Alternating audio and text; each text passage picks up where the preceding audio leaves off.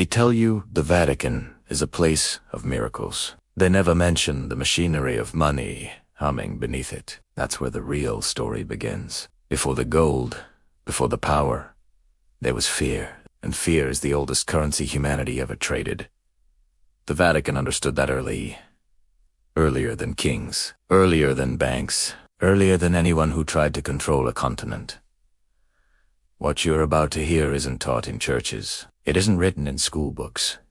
It survives in archives almost no one is allowed to enter. This is the forbidden ledger of the Vatican's financial empire. A system older than capitalism, older than banking, older than most nations. It begins with land knot.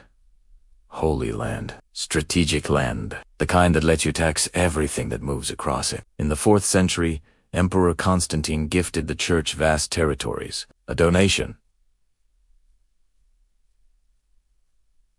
But the biggest wealth transfer in European history. Overnight, the Vatican went from spiritual guide to landlord of entire regions, and landlords always win. Every farm, every village, every trade route paid them, not in prayers, in grain, gold, and obedience. But land was just stage 1.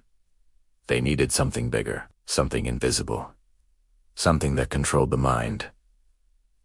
That thing was guilt, and guilt, when engineered correctly, becomes profit. The church crafted a formula. Sin, fear, payment, forgiveness, the spiritual equivalent of a banking loop. The product they sold.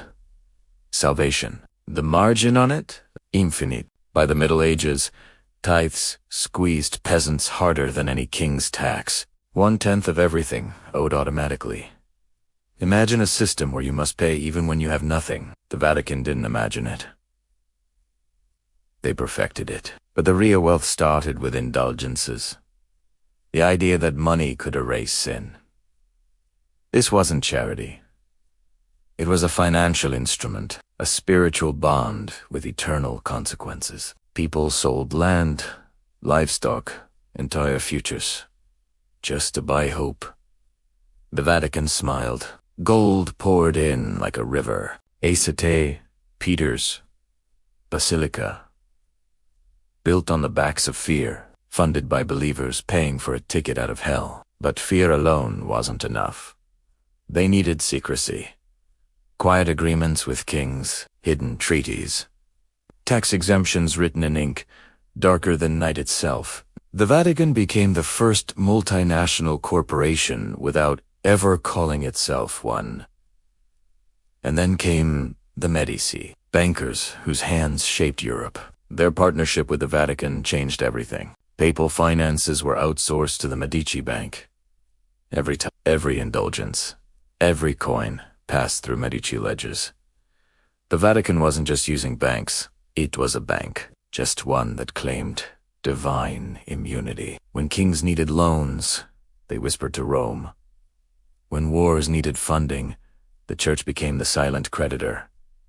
Power shifted. Kings bowed not just to God, but to the institution claiming to represent him. But the Vatican's wealth had a weakness.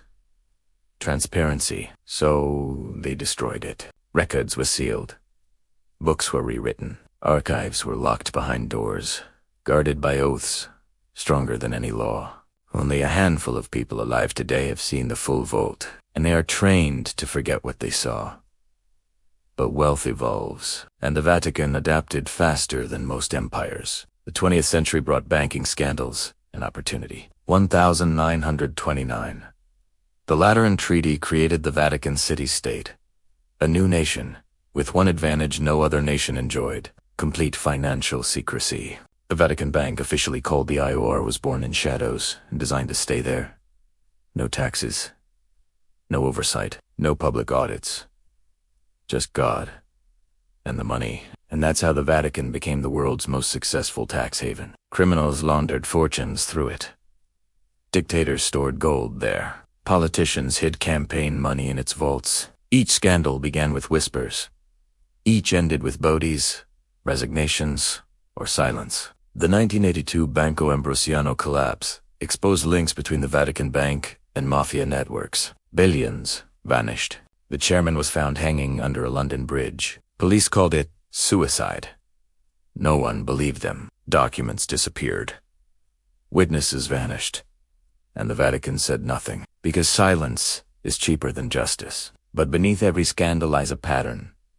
The Vatican always emerges richer. They own real estate on every continent, including secret properties registered under coded names. Their global land portfolio rivals entire nations, and yet it's almost impossible to calculate its true size, because most of it isn't listed.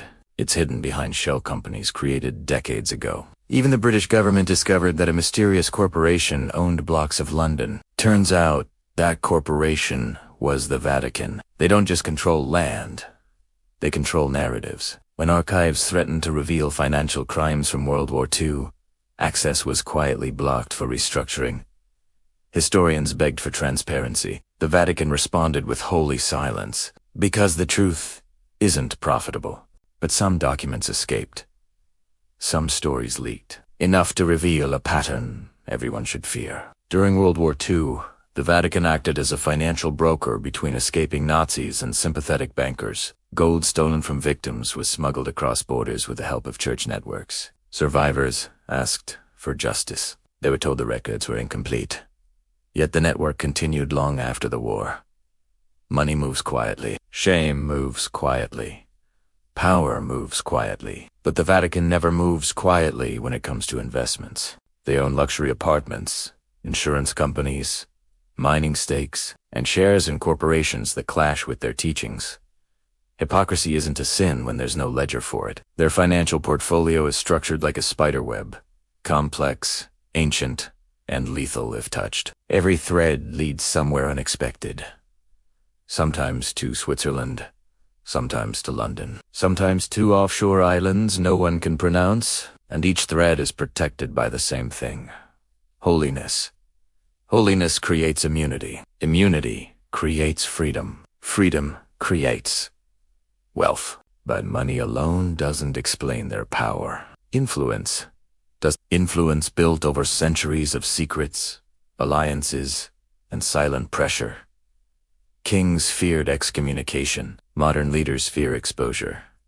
The Vatican keeps files. Files on people. Files on nations. Files on events that never made the news. Power doesn't come from what you know. It comes from what no one else can prove. That's why their archive is 53 miles long. That's not spirituality. That's a data fortress. Inside those corridors lie letters, receipts, deals, betrayals, and more money trails than Wall Street. No one knows the full story, but everyone knows the ending. The Vatican always wins, because they understand the truth the world forgets. Money is temporary. Shame lasts forever, and if you can control someone's shame, you can control their decisions. The Vatican turned guilt into gold, faith into contracts, devotion into real estate. But the most dangerous thing they ever controlled was information. When you control belief, you control behavior. When you control behavior, you control wealth. And the church mastered this long before capitalism was born. Modern finance, it's just a sequel. Nations borrow, markets crash, currencies fall. But the Vatican, it stays untouched, because it isn't playing the game. It wrote the rules. Those rules are older than democracy, older than banking, older than the idea of human rights.